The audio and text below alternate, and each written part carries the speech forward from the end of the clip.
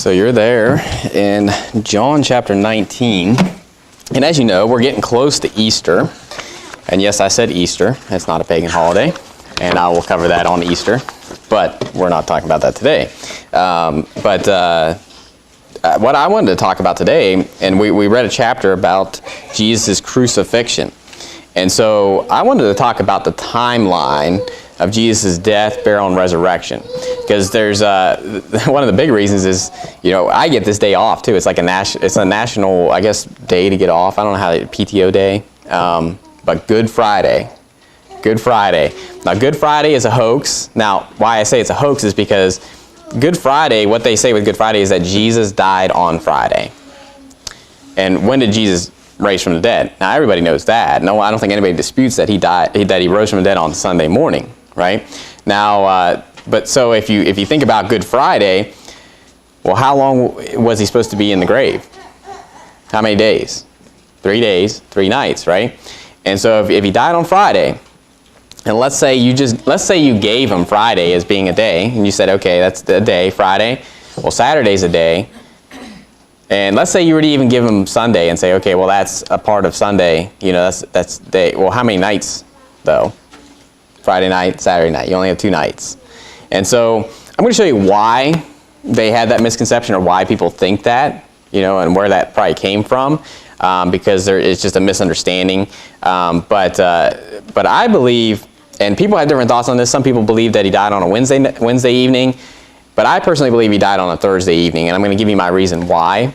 But I'm not against people that believe on Wednesday. I am against people that believe it's on Friday. Okay, so Friday just doesn't make sense because you wouldn't get 3 days and 3 nights out of that. But you're in John chapter 19. But I'm going to, stick your finger in there. And actually, I made a chart. You're like, man, you're an engineer. Because I always have to put things in charts. Visuals are always great. So Brother Joseph and Brother Eric, if you don't mind, I don't know if I'll have enough for every single person. So make sure at least the family, each family has one. And then if you want one, like if you say, well, we want some more, I'll make some more copies. So I made a little chart as far as the timeline of when Jesus died and when he rose again. And I put some scripture references on there. And, right now it may not make too much sense because you're saying, what in the world is Abib? And like all this other stuff, and 14th day and all this. But I'm going to cover that. And so this is kind of just a little chart I put together to kind of visualize it.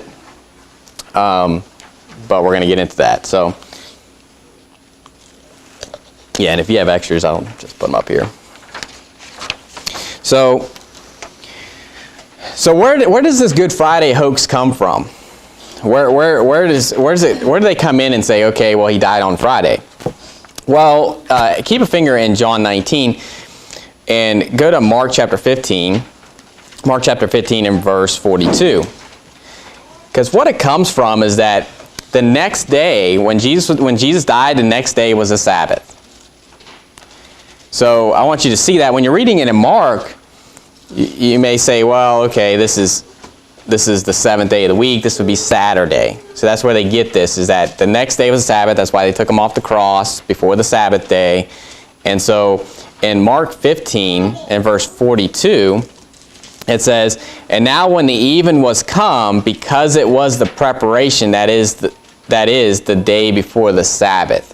So the day that he died, it was called the preparation, and it was the day before the Sabbath. Now, when you see Sabbath, you're automatically thinking the 7th day of the week, that day of rest, that they were supposed to rest on that Sabbath day.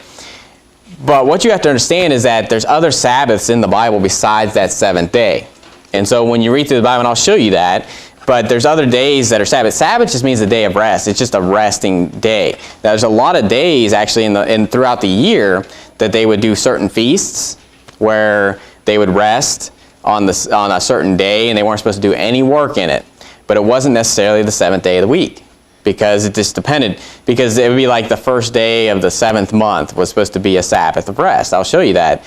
But as you know, in a calendar year, that day's not always going to fall on a Saturday. So there's certain days that are going to be a Sabbath, but it's not necessarily the 7th day Sabbath. And so, so when you're reading through like Mark and Matthew and stuff like that, and you see that, you're like, okay, it looks like it's Friday then. Now I say Friday, Thursday, Friday, Saturday, Sunday. I'm just using that because that's what we see. But obviously they're just going to say the first day of the week or like the day of the month, okay? Because they didn't use those like Thursdays, Friday, Saturday, Sunday. What's interesting is I'm learning modern Greek,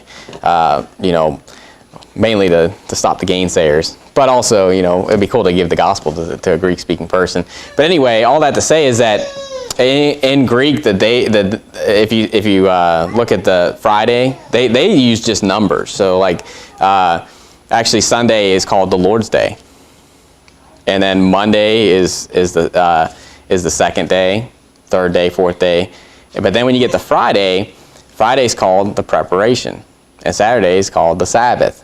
So it's interesting because even in modern Greek, I'm talking modern Greek, people that are just in Greece right now call Saturday the Sabbath, and they call Friday the preparation. So obviously, why would they be the preparation? Because they had to prepare the fact that they weren't going to be working for that whole day. Okay? But there's another preparation, and it's not talking about the seventh day. So in John 19, go back to John 19, look at verse 14. Because it kept saying it's the preparation, it's the preparation. So even in Mark it says it was the preparation of what?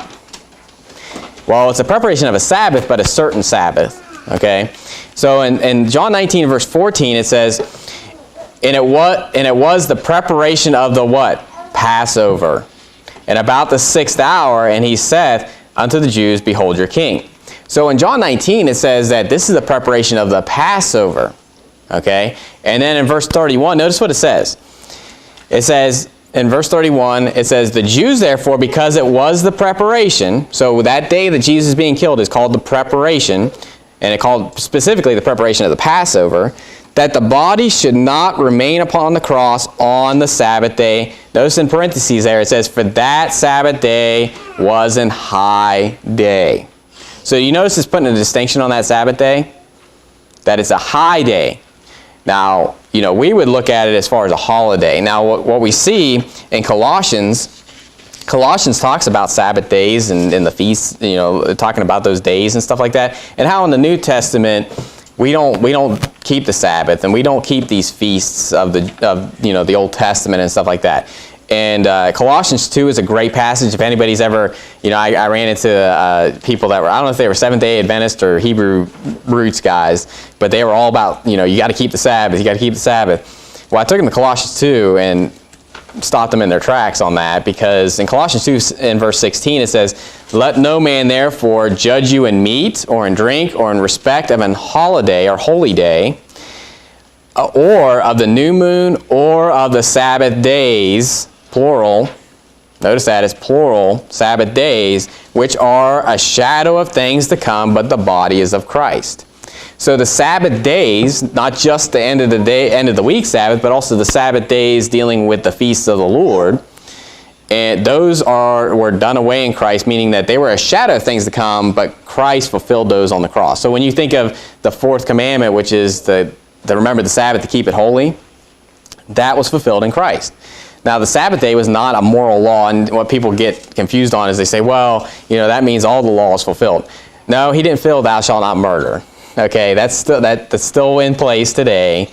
You don't fulfill moral law, you fulfill customary law, and you fulfill these cardinal ordinances and stuff that were imposed on them until the time of Reformation.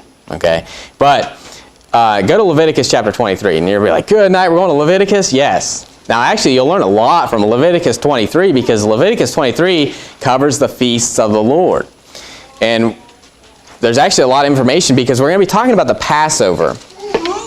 Because the Passover, Jesus was crucified on the Passover. And do you think that's a coincidence? Do you think that's a coincidence that Jesus, Christ our Passover, was crucified on the Passover, the exact day of the Passover? And so I want to show you this, because when you look at that chart and you'll see the 14th day, the 15th day, and stuff like that, this is why I'm putting that on there. But in Leviticus chapter 23 and verse 4, so right before that it was talking about the seventh day was a Sabbath, right? But there's also other Sabbaths dealing with these feasts. And notice in verse 4, it says, "These are the feasts of the Lord, even holy convocations, which ye shall proclaim in their seasons. In the 14th day of the first month at even is the Lord's Passover. And on the 15th day of the same month is the feast of unleavened bread unto the Lord. 7 days ye must eat unleavened bread. In the first day ye shall have an holy convocation. Ye shall do no servile work therein. But ye shall offer an offering made by fire unto the Lord 7 days. In the 7th day is an holy convocation. Ye shall do no servile work therein." So what's this saying? It's saying that you have the Passover. So the 14th day is what they're calling, that the Bible's calling the Passover. But on the 15th day, that next day was a Sabbath. And then you would keep the Feast of Unleavened Bread for 7 days. And on the 7th day would also be a Sabbath. So it didn't matter whether this could fall on a Saturday, you know. Just because of the way the calendar would work. Every once in a while, you'd probably have a case where that first day was actually on a Saturday, and that 7th day was on a Saturday, right? And so that could happen, but this a lot of times is going to be in the case where that's actually happening in the midst of a week somewhere. And so that happened. That's showing you that it's not just the end of the day, end of the week that's actually a Sabbath day. And now the Feast of Unleavened Bread, what you'll see in the New Testament is that the 14th day is lumped in with the 15th through the 21st. Okay? And where, as far as it being called the Passover, being called the Feast of Unleavened Bread. Luke 22:1 says, "Now the Feast of Unleavened Bread drew nigh, which is called the Passover." Okay? So the Passover, sometimes they'll just say the Feast of Passover, sometimes they'll say the Feast of Unleavened Bread, sometimes they'll just say the Passover. And so a lot of times, sometimes when it's talking about the Passover, it's just talking about the 14th day, but sometimes it's talking about that whole feast. Okay? And so in Ezekiel, just another verse to kind of show that the Passover is called that 7-day feast as well. It says in the first month, in Ezekiel 45 verse 21, if you want to note these. I know we're kind of going through a lot of different stuff here, so if you can't turn to it, that's okay, but you may just want to write down the references. In Ezekiel 45 verse 21, it says, "In the first month, in the 14th day of the month, ye shall have the Passover, a feast of 7 days. Unleavened bread shall be eaten." So you see how that's used a lot. And the reason that I'm really pointing this out is because I'm going to show you a passage that is a so-called contradiction in the Bible. And I say so-called because it's not, obviously. But I'm going to show you how to answer that and how this makes sense and how it would make sense as far as the timeline would go. But you're in Leviticus 23, if you're still there. Leviticus 23, I just want to show you because you say, well, it doesn't say Sabbath. It doesn't say it's called a Sabbath on the first day of unleavened bread and on the 7th day of unleavened bread. It just says it's a holy convocation where you do no servile work. Well, what is the Sabbath? Obviously, that's what it says. But in verse 24 of that same chapter, here's where this is dealing with the blowing of trumpets. So there's a feast in the fall feasts. The first feast is the Feast of Trumpets. In verse 24, it says, "Speak unto the children of Israel, saying, In the 7th month, in the first day of the month, shall ye have a Sabbath, a memorial of blowing of trumpets and holy convocation. Ye shall do no servile work therein, but ye shall offer an offering made by fire unto the Lord." So there is plainly saying that first day of the first day of the 7th month is a Sabbath, and that can fall wherever it does on any day of the week, throughout the years. And so a Sabbath, that's why it says, Sabbaths plural in Colossians, because it's not just talking about, take that Hebrew roots, guys, right? It's not just talking about the fact that it's the 7th day of the week is done away, but also all these feasts, we don't observe them. Now, some of these feasts, what they represented still haven't happened yet. And so I'll probably do a sermon on that, dealing with end times and dealing with the fall feasts. But what we'll find is that actually the spring feast, what we call the spring feasts, like the Passover, Days of Unleavened Bread, the first fruits, and the Feast of Weeks or Pentecost, were all fulfilled already. But what we're waiting for is a fall feast, because what's the harvest represent? The end of the world.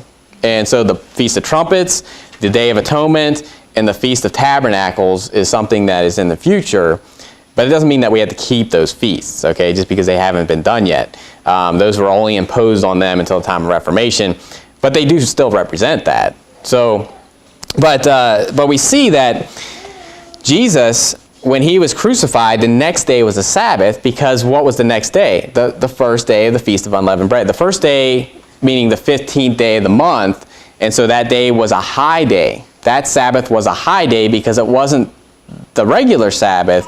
It was a significant Sabbath. It was a holiday Sabbath, right? And so we see that through the feast of the Lord.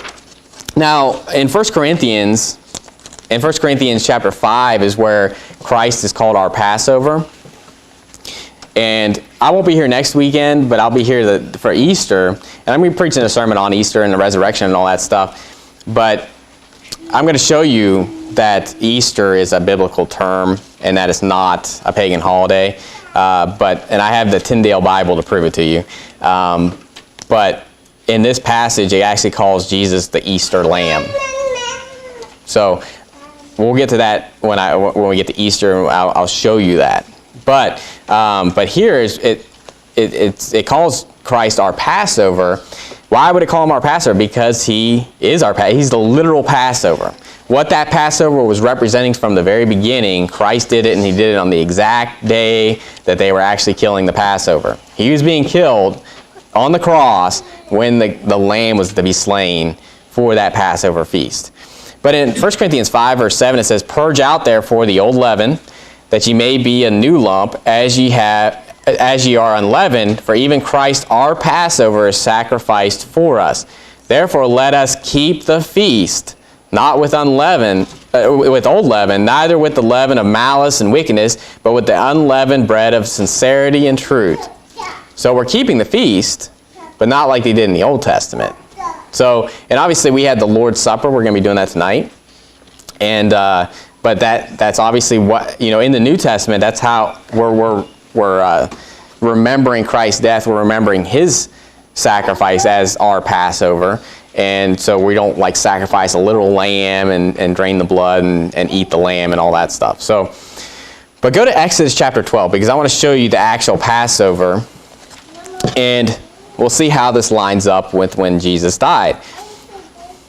So Exodus 12 is where the first Passover, the Passover that they actually did when the firstborn of the children of Egypt were killed.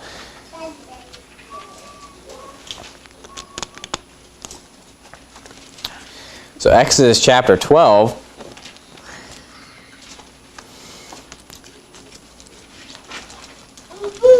And this is the reason. Now, this doesn't really prove why it's not on Wednesday, but why on Thursday. The reason I believe it's on a Thursday is because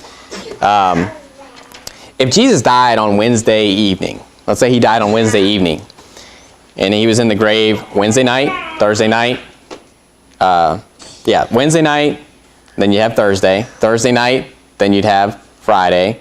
Friday night, then you'd have Saturday. He would literally have to be, because it'd be 3 nights and 3 days up to that point, he'd have to raise from the dead before Saturday night.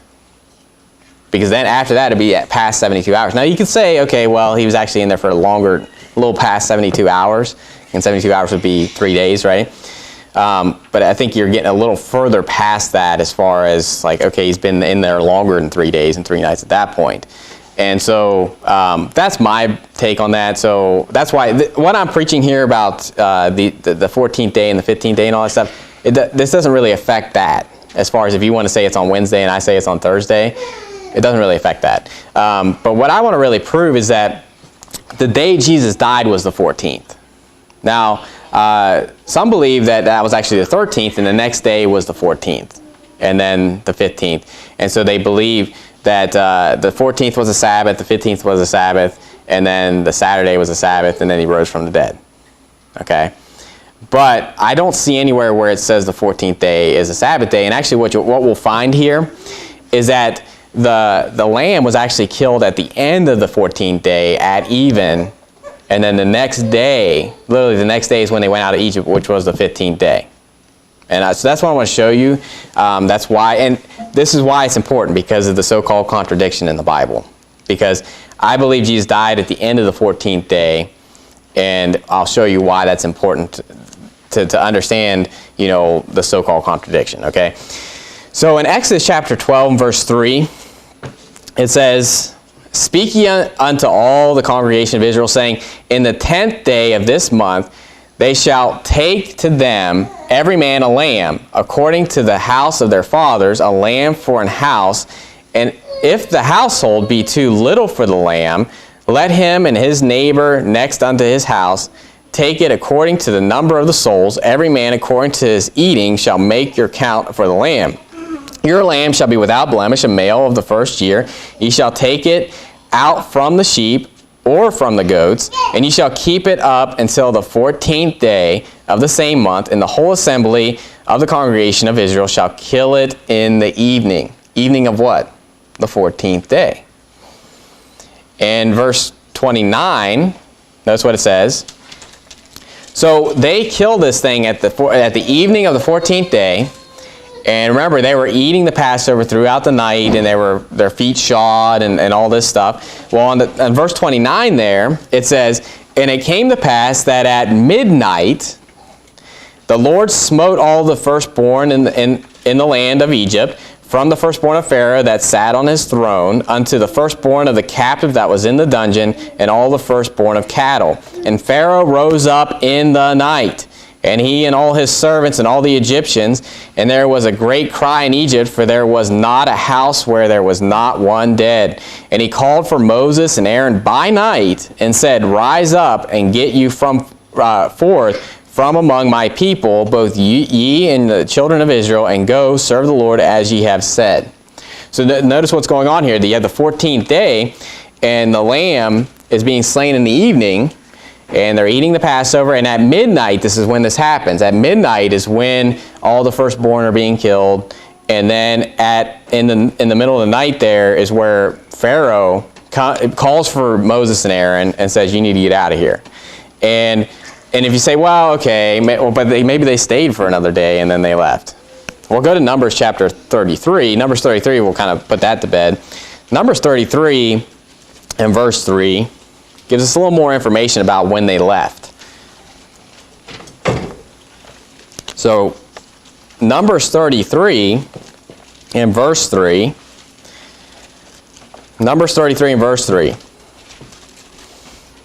It says, and they departed from Ramesses in the first month on the 15th day of the first month. On the morrow after the Passover, the children of Israel went out with an high hand in the sight of all the Egyptians. And notice verse 4, we're talking about the actual, what the event. It says, for the Egyptians buried all their firstborn, which the Lord had smitten among them upon their gods. Also the Lord executed judgments. So we see here that when did they depart? On the 15th day. And so we see here that what was going on. Notice the 10th day too. And this is what's interesting about this. What I believe is that the 10th day they would find this lamb. And they would keep this lamb from the 10th day to the 14th day and make sure that it didn't have any blemish or any ill favor to it at all. Because what did the lamb represent? Jesus Christ. A lamb slain without spot and without blemish. And so this lamb needed to be, as perfect as can be because it represented Jesus. And so they would keep this lamb from the 10th day to the 14th day. Now, do you remember what happened right before Jesus died on the cross? He went into Jerusalem on the ass's colt, and they took palms in their hands, and they started praising the Lord, saying, Hosanna in the highest. And talks about praising the Son of David and Hosanna in the highest. So they're praising the Lord, and obviously that was a fulfillment of Scripture. But if you go back, when you look at that in the story, I believe that actually was the 10th day, when that happened. And so basically you can imagine it's like the lamb being presented before the people, and obviously they killed him, right? So, but you get this, and I know in Catholic churches they have what you would call Palm Sunday. So if you were to say, Palm Sunday, let's say you were to backtrack or go forward from Sunday. If you were to go back from Thursday, which would be the 14th, what would be Wednesday, the 13th? What would be Tuesday, the 12th? What would be Monday, the 11th? And what would be Sunday, the 10th? So Sunday, the Sunday before he rose from the dead, I believe he was being presented to Israel as a lamb without blemish. On the 14th day, they killed him, and then he rose again the third day. And so you see how this all fits and how that wasn't by accident? Like the Bible's perfect. And all this stuff fits like a glove. And so that's why you see the 14th day of Abib. And Abib, what was going on here is that God made that month where this Passover was happening the first day or first month of the year. And so to them, it was the first month of the year, and which kind of makes sense if you think about spring. You would think about that as being the beginning of the year and stuff. We started in January, but it's not always that way with some cultures. And so anyway, Abib is just that first month of the year for them. And so you'll see other Ziph and all this other stuff when you're dealing with the different months, numbers of years. But it's the first month, okay? It's the first month of the year to them. And so the 14th day was the day they were killing the Passover. And the 15th day was the first day of the Feast of Unleavened Bread, meaning it was the first day that they'd had that Sabbath, and they'd have to eat unleavened bread the whole time for that 7-day period. So, so what I believe is that you have basically Jesus died on the 14th day at the end of that 14th day. The next day was a Sabbath, which would be Friday. And then the next day was actually the Sabbath of the week. And then he rose again the third day. And so, but the reason why I say that, he died on the 14th day and not the 13th day, and first of all, I don't see where the 14th day is a Sabbath. I can't find that. I mean, I could be wrong about that. But I just don't see where the 14th day is called a Sabbath. I see where the first day of the Feast of Unleavened Bread, which is the 15th day. But the New Testament, the reason it's a little confusing is because the New Testament actually lumps in the 14th day in that week. Okay, and it calls that 14th day, the whole 14th day would be lumped in with the Feast of Unleavened Bread. So, and obviously part of that 14th day was a part of that feast because they'd had to kill the Passover. It was the preparation, right? That preparation day. And so what you'll find is that day is linked in there with the Feast of Unleavened Bread. It's one feast, okay? But that 14th day was really what kind of would start that feast because you had to kill the Passover. But and go to Matthew 26, and this is why you say, well, why are you going through all this stuff about the 14th day, 15th day? Well, I do want to show you, first of all, that the day after he was crucified was a Sabbath day, and it wasn't it wasn't the Saturday. So that gets rid of the whole Good Friday, hoax thing. And so the misunderstanding just comes with the fact that they don't realize that there's other types of Sabbaths besides the last day of the week. But what you'll find is that Jesus ate the Passover with his disciples the night before he was killed. So how do you reconcile that?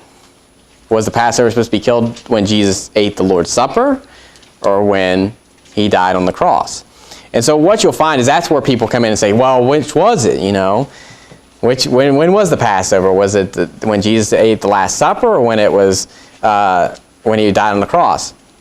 Well, this is where that comes from, because notice in Matthew 26 and verse 17,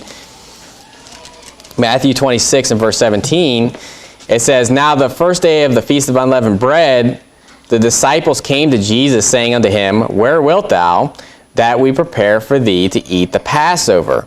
And he said, go into the city to such a man, and say unto him, the master saith, my time is at hand, I will keep the Passover at thy house with my disciples. And the disciples did as Jesus had appointed them, and they made ready the Passover. Now, I don't believe this was the 15th day when he said this. I believe this was actually the 14th day. And what you have to understand when you're reading through the Feast of the Lord, that day started at even. Now, even is a little different than evening, okay? Because what even means is basically sunset or sunrise, okay? Basically, when the sun is even with the horizon. That's where that kind of comes from. So there's actually two evens in each day. You'd have the even of the sun rising, and then the even of the sun setting. And so basically at even is when that new day would start. Now that's not out of the ordinary, because when does our new day start? Midnight. So think about it. It's kind of strange that we'd start at midnight because it's midnight, but that's when the next day would start, right? And so, but we'll see, when you look through Exodus, they weren't to eat unleavened bread from even on. So that started them not eating unleavened bread. And so what I believe is that when did he eat this Last Supper with his disciples? It was at night. And so when it says the first day of the Feast of Unleavened Bread, I believe they're talking about the 14th day, but it was the start of the 14th day. Does that make sense? They were just starting the 14th day, so it literally was the Passover day.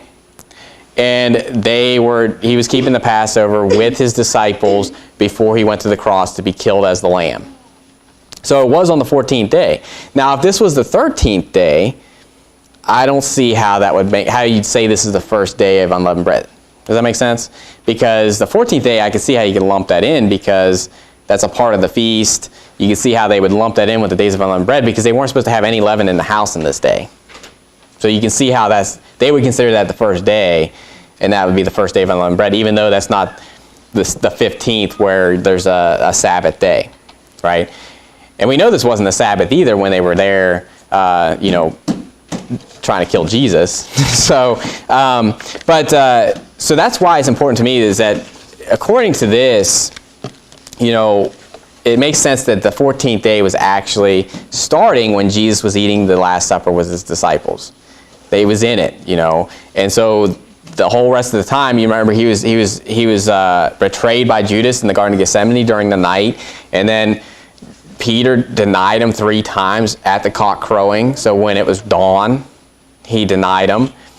And so what's interesting, though, and just to prove that, they hadn't eaten the Passover, like the Jews themselves haven't killed the Passover, eaten it yet, because notice in John chapter 18. So John chapter 18, this is after Peter has already denied Christ 3 times, and they're taking Jesus from Caiaphas to the hall of judgment. So they're taking him to Pilate. And notice what the Jews say dealing with the Passover. John chapter 18, verse 28, it says, "Then led they Jesus from Caiaphas unto the hall of judgment, and it was early. And they themselves went not into the judgment hall, lest they should be defiled, but that they might eat the Passover." So they're basically, they want to be clean. They don't want to not be able to eat the Passover. And then in chapter 19, we see, and obviously this is the narrator speaking. Okay, so the narrator's right when it says this. The narrator says in verse 14, "And it was the preparation of the Passover, and about the 6th hour, and he saith unto the Jews, Behold your king." So it calls it the preparation of the Passover. The Jews saying, "Hey, we don't want to go in there because we don't want to be defiled, right? We want to be able to eat the Passover." But Jesus said, "I've longed." Basically, he's been wanting to eat this Passover with his disciples, and obviously that's a transition as far as the Old Testament, New Testament. Once he dies, that's where that transition happens.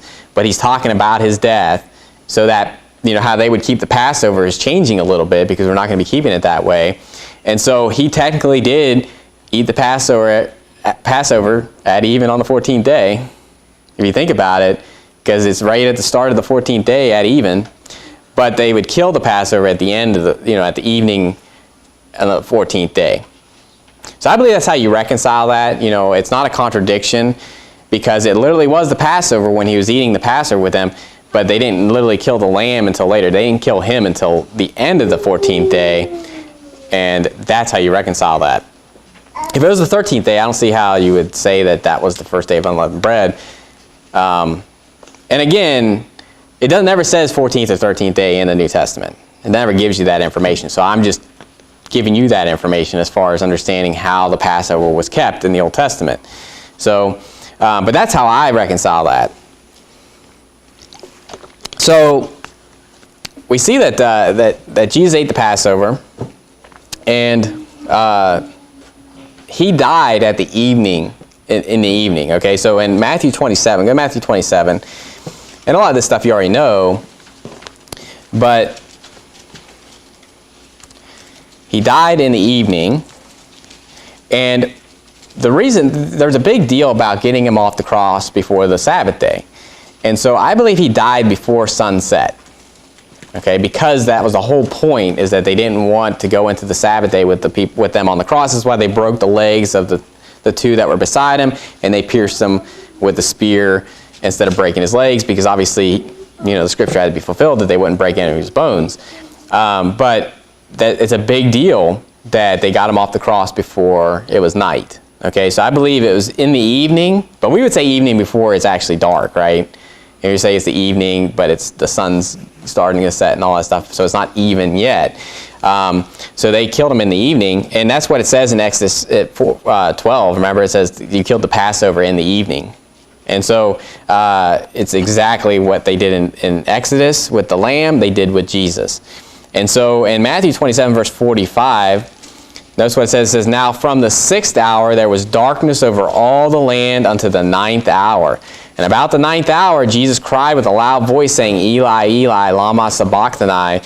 That is to say, my God, why hast thou forsaken me? Now it doesn't say the exact hour that he died, but it sounds like it's pretty close to this, because right after this it talks about him giving up the ghost. And so at this point, that's where you get into it is finished, and he gave up the ghost, or said, I thirst, and then he gave up the ghost.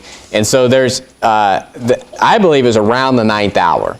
Now, you say, well, how do you know that that's not like at dark? Well, if you know there's 12 hours in a day, that's what, throughout the Bible, and I'm not going to show you those references, there's 12 hours in a day, so the way they would, at least in this chapter in Matthew, they were going from basically sunrise to sunset as far as the time period. And there's about 12 hours in there depending on the time of year, right? And so you'd have 12 hours to the 9th hour is basically 3 hours until even, right? And so it could be, obviously it could be a little after that, but I believe it's giving us that time period for a reason. So basically I believe in the 9th hour, somewhere around there is where he died. And so he was on the cross for a little while there. 3 hours it was just completely dark. And then at the 9th hour is when he's saying, my God, why hast thou forsaken me? And then he gives up the ghost. And so what I believe is that it's on Thursday. So when you look at that chart, you'll see in parentheses there's Thursday, Friday, Saturday, Sunday. And so what you'll see is that if Jesus died on the 14th day, and if it was a Thursday, you have a little portion of Thursday in there. You have a whole night. Then you have another day on Friday. Then you have a whole night. And then you have Saturday, which is a whole day, and then a night. So you definitely have 3 nights there. And what I want to show you is that Jesus rose early the first day of the week. And so then going into what we would call Sunday a little bit is where we get into where Jesus rose from the dead. And so go to Mark chapter 16. Mark chapter 16.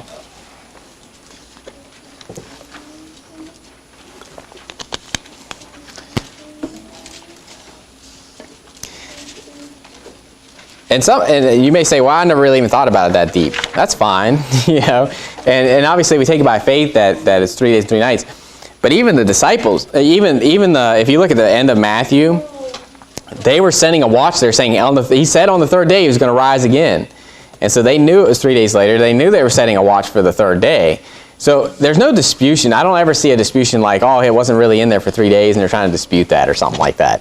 But I believe that the wording and how stuff's structured in here is where people get confused on that.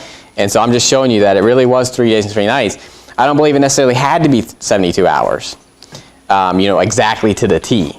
Okay, it doesn't ever says that. So when you say like 3 days from now, it doesn't mean that you have to be 3 days to the minute marker, that's happening. It just means it's approximately 3 days later. It's 3 days later. And even if you were to say this, if you said 3 days ago, what day would you be thinking of? Thursday, right? Because you'd be saying, well, Saturday, Friday, Thursday, 3 days ago. And so just in a common way of just thinking about it, 3 days from Thursday, you'd say Friday, Saturday, Sunday would be the 3rd day. Does that make sense? And so, but I don't believe he was in there longer than 3 days. So if people want to believe that Jesus rose from the dead like in the evening of Saturday, that's fine. But it's just, to me, what it says here in Mark, notice in Mark chapter 16 verse 1. And it says, and when the Sabbath was past, Mary Magdalene and Mary, the mother of James, and Salome had bought sweet spices that they might come and anoint him. And very, very early in the morning, the first day of the week, they came unto the sepulchre at the rising of the sun. And actually other places, and I don't have it written down, the other Gospels say, before it was light. So we're talking early, the sun is rising. So Jesus did rise from the dead, before the sun rising. But we would still say like 5 o'clock is the morning, even though it's still dark out, right? And so you can see how it's still very early in the morning. We'd say it's very early in the morning, even though the sun hasn't risen yet. And so in Mark 16, verse 9, though, notice what it says. Now when Jesus was risen early the first day of the week. So when was he risen? The first day of the week. Now it was very early. It was before the rising of the sun. So he rose, I believe he rose from the dead before they got there, but right before they got there.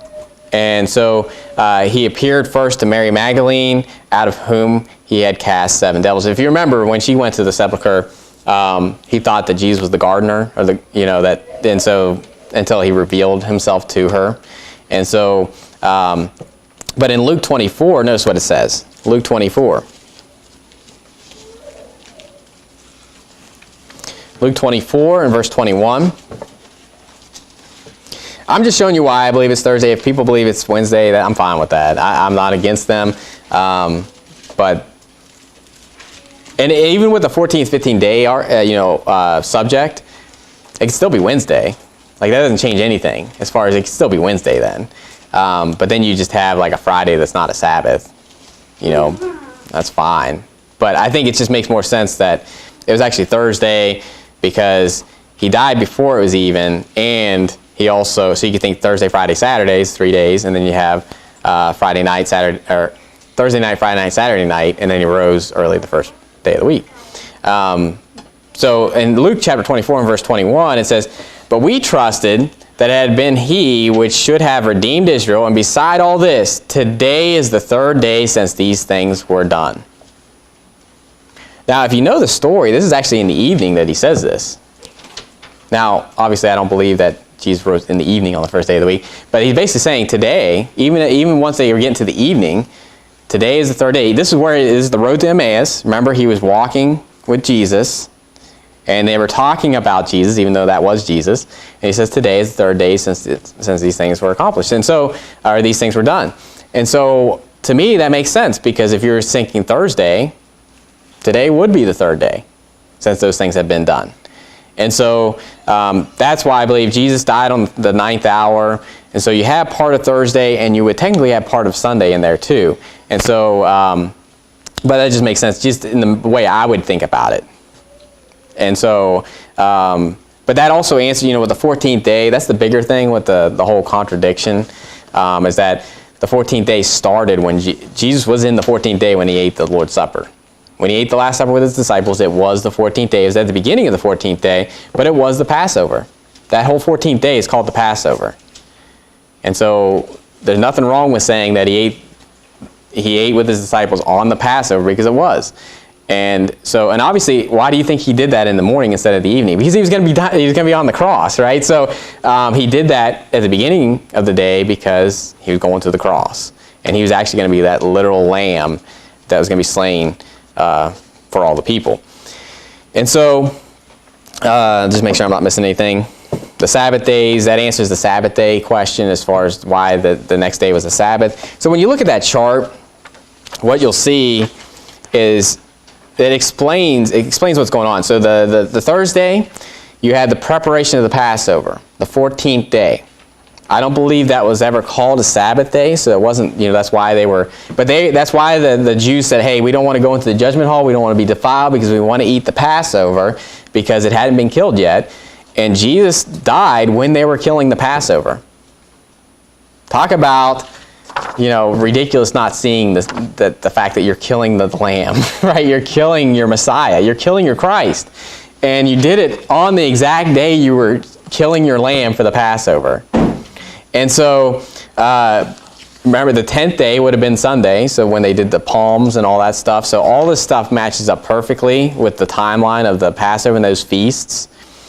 And then, so the Friday would have been the high Sabbath day, which was the first day, or the 15th day of the month, which was a Sabbath. Now, obviously, there was going to be another Sabbath later on, to end that feast. And then Saturday was a Sabbath, just the end of the week Sabbath. What's also interesting about this is the first day of the week was also a feast of the Lord. It was called the first fruits. Go to Leviticus chapter 23. If you ever thought that the Bible wasn't miraculous, just look at this right here, and what always been fulfilled. go to Leviticus. So Leviticus 23 is all about the feast of the Lord. So we've already done with the feast of the Passover. It's actually, I believe, fulfilling the end of the day Sabbath too. Notice that end of the day Sabbath's in there when Jesus died on the cross. And you could say that the end of the day Sabbath is a feast of the Lord because it's in the list of feasts of the Lord, dealing with the seventh day of the week is a holy convocation unto you. And so that was something they did every week. And these other feasts were dealing with throughout the year. And so all this stuff's being fulfilled. So if you count the end of the day Sabbath, you have 7 different feasts. 4 of which were already fulfilled with Christ, and we'll see also with the disciples dealing with the day of Pentecost. But notice what it says here in Leviticus 23. Leviticus 23 in verse 10, it says, this is right after we're talking about the Passover. Speak unto the children of Israel, and say unto them, when ye come into the land which I give unto you, and shall reap the harvest thereof, then ye shall bring a sheaf of the first fruits of your harvest unto the priest. And he shall wave the sheaf before the Lord to be accepted for you. On the morrow after the Sabbath, the priest shall wave it. Now what you'll see here is that morrow after the Sabbath is dealing with the morrow after the Sabbath of the Passover. Now, it doesn't always line up like this because let's say they killed the lamb, the Passover was on a Monday or something like that. That means the next Sabbath day, that morrow after Sabbath day, which would be the first day of the week, every time it would be the first day of the week, but it didn't necessarily be in the same line as far as when the Passover happened. Does that make sense? Because the Passover could be on a Sunday, it could be on a Monday, it could be on a Tuesday. But the next Sabbath, the morrow after the Sabbath, is where they would basically do this sheave offering, where it was to represent the first fruits of the harvest. And so what was the day after the Sabbath in this case? Sunday, the day Jesus rose from the dead. What is Jesus called? The first fruits of them that slept. Go to 1 Corinthians chapter 16. We know that Jesus is the first fruits of his creatures. It says in James chapter 1. He is the first fruits of the resurrection. Christ, the first fruits. If you look at the resurrection, which I'm not going to preach on that all this morning, but there's 3 different resurrections. You have Jesus, who's the first fruits. He's the only one right now that's ever risen from the dead, that's in a bodily, spiritual body. He's the only one right now. But then they that are Christ that is coming, so that's, the second coming of Christ. We're all going to be changed in the moment and twinkling of an eye. And then come at the end, after the 1,000-year reign, there's going to be another resurrection dealing with the saved and lost. And so there's 3 resurrections, but Christ is the first fruits of the harvest. Jesus is the first. And so in 1 Corinthians 15, verse 20, it shows you that. 1 Corinthians 15, verse 20, it says, but now is Christ risen from the dead and become the first fruits of them that slept. Now this isn't talking about the fact that people can now go to heaven spiritually, okay? People were already in heaven. Their souls were already in heaven before this. We're talking about bodily. Jesus was bodily. It wasn't just the spirit. Bodily resurrected. He showed them his hands and his feet. He said, a spirit hath not flesh and bone. Right? So that's clear. So when it's talking about the first fruits, it's talking about Jesus fulfilling that. So you see how all that fell in lock and step like a glove. That you have, Jesus was killed on Thursday, the 14th day. The next day was a Sabbath. That would have been Friday. The next day was another Sabbath. That would be Saturday. Guess what the next day was? The first fruits. Because he rose from the dead that day. It all fits perfectly. And then you say, well, okay, well, what about, and if you say, well, I don't know, is that really the Sabbath day after? Well, we see from actually with the next feast that it lines up. Because the next feast is the Feast of Weeks, or what the Bible calls in the New Testament, Pentecost. The reason it calls it Pentecost because it's talking about 50 days later from the first fruits. And so if you're still in Leviticus, you can turn there, but go back to Leviticus 23. And we'll see what the Bible calls the Feast of Weeks or Pentecost, and there's other places, the Feast of Weeks, you'll see why it calls it the Feast of Weeks in other places. So in Leviticus 23 and verse 15, it says, Ye shall count unto you from the morrow after the Sabbath, from the day that ye brought the sheaf of the wave offering. So notice that's what we were talking about, the first fruits. So you're going to count from that point right there. 7 Sabbaths shall be complete, even unto the morrow after the Sabbath, or after the 7th Sabbath shall ye number 50 days. And ye shall offer a new meat offering unto the Lord. So from that point, you're going to number 7 Sabbaths. So what does that give you? 49 days unto the morrow after, which would be 50 days. That's what Pentecost means. So Pente, when you look at other languages, that's just in many other languages, that's the number 5. And so you're dealing with 50 days from that point. So let's see if that lines up with when Pentecost happened. Now, it doesn't say 50 days was the day of Pentecost from his resurrection. But notice what it says in Acts chapter 1. Acts chapter 1.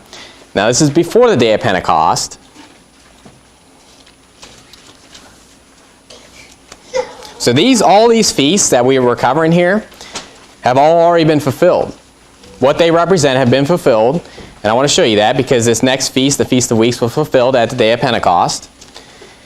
And if you think about it, Jesus is the first fruits of the resurrection.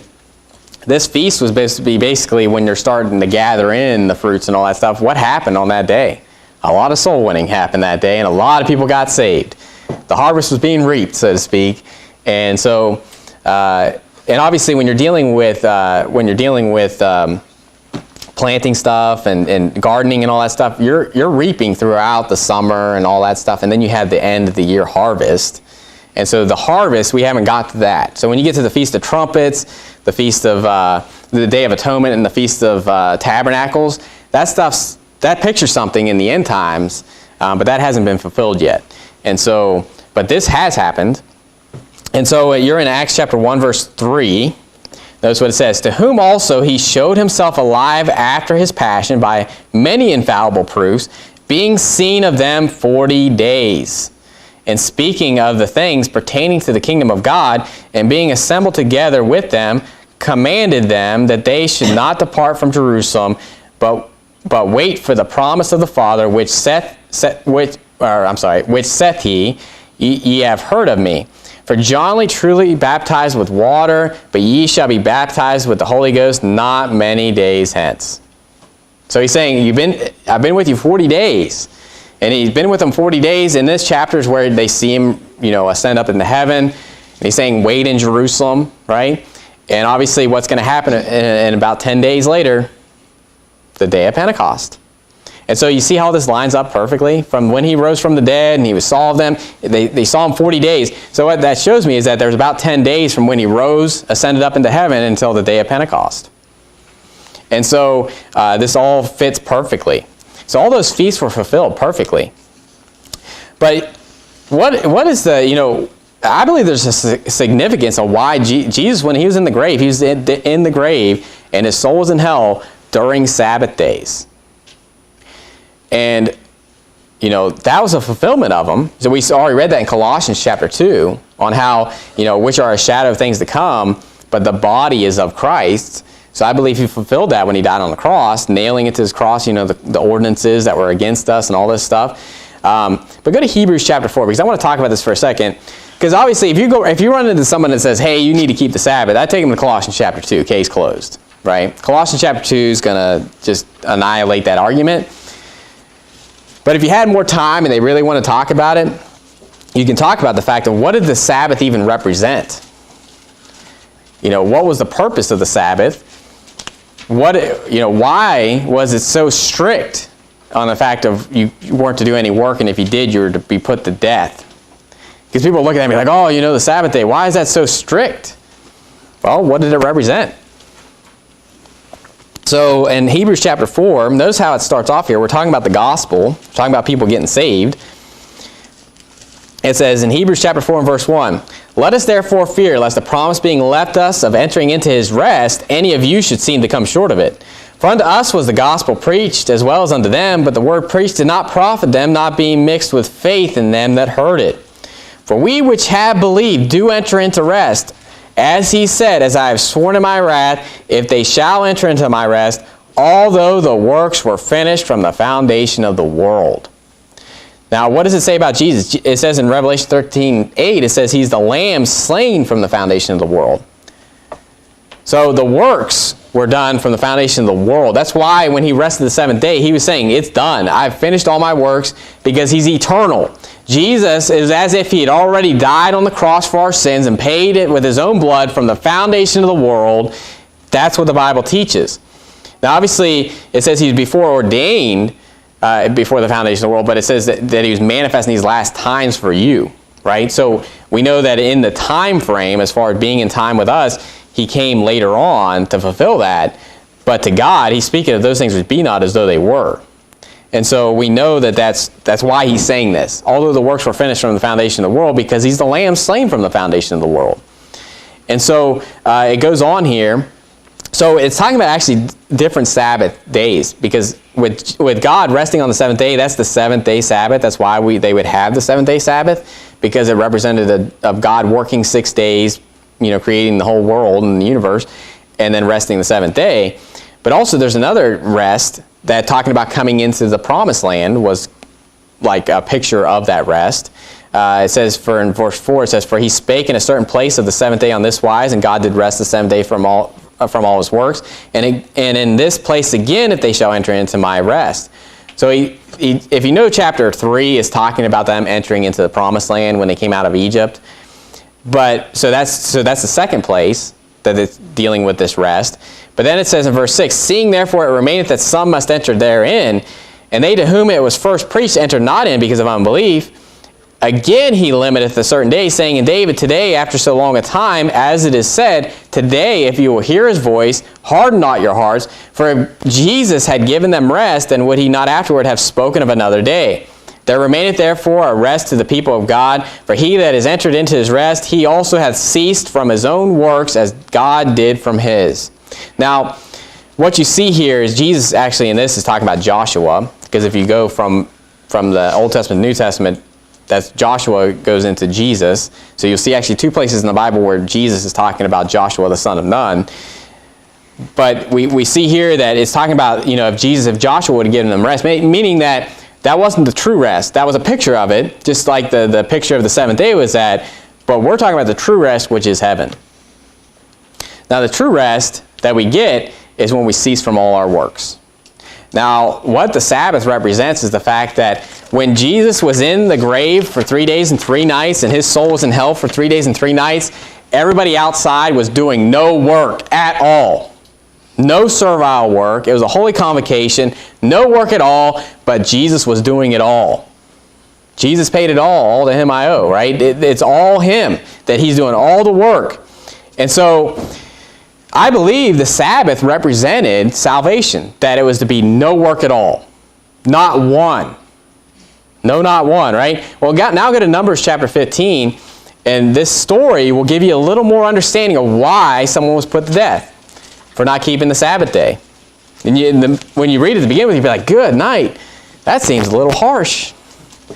But when you understand what it represents, just as much as, giving a sacrifice is supposed to represent Christ, and they would give like the sick and the maimed and all that stuff, and why God hated that, and why God wanted to spread dung in their faces because of what their sacrifices were.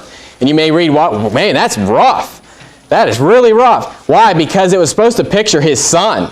It was supposed to picture Christ and his being infallible, being pure, being without spot, and they were putting stuff up there that was, and it was a bad picture. That's why the high priest would die if they went into the holiest of all, if they had any sin or if they were guilty of any big iniquities and stuff like that. Because why? The high priest represents Christ. So that's why there's these big punishments on these certain things that they had to do back then. But in Numbers chapter 15 and verse 32, it says, "And while the children of Israel were in the wilderness, they found a man that gathered sticks upon the Sabbath day. And they that found him gathering sticks brought him unto Moses and Aaron and unto all that congregation, and they put him in ward, because it was not declared what should be done to him. And the Lord said unto Moses, the man shall be surely put to death. All the congregation shall stone him with stones without the camp. And all the congregation brought him without the camp and stoned him with stones, and he died as the Lord commanded Moses. Now when you first read that, you're like, man, that's strict. Man, that's rough. But what did the Sabbath represent? It represents the fact that salvation is by faith alone, by grace alone, without works. And just as much as picking up sticks, and as small as that looks, as far as, keeping the Sabbath day, you're just picking up some sticks, trying to clean your yard a little bit. That's what God thinks about when you're trying to say, well, I'm just going to do this one thing. Yeah, it's just Jesus, but I also have to get baptized. It's just Jesus, but I also have to live a good life. It's just Jesus, but I'm not going to kill somebody. That's what it looks like to God. And he says, put him to death. Now, we would look at it, and if you think about, in the New Testament, the fact, the famous verses, for by grace are you saved through faith, and not of yourselves, it is the gift of God. Not of works, lest any man should boast. And if by grace, then is it no more of works, otherwise grace is no more grace. Or works is no more works. And so, grace is no more grace.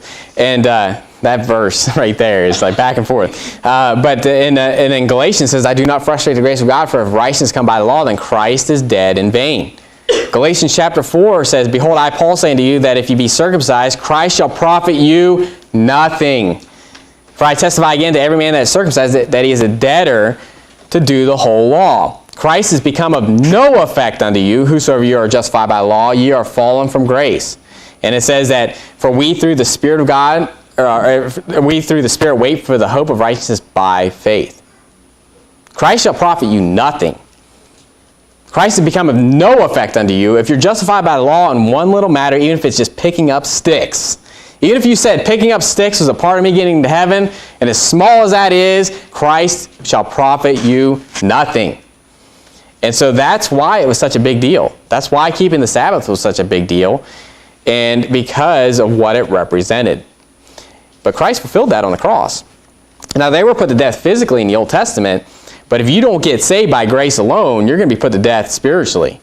And you think about Revelation 2 and verse 11, where it says, he that hath an ear, let him hear what the Spirit saith unto the churches. He that overcometh shall not be hurt of the second death. Now, that's what you need to be worried about. Not just the physical death, but the second death, where your both soul and body are cast into the lake of fire.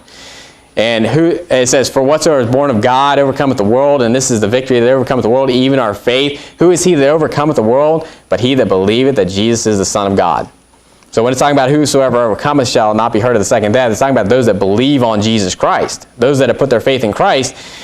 And so those are the ones that are actually keeping the Sabbath, so to speak. See how it's all just a shadow of things to come?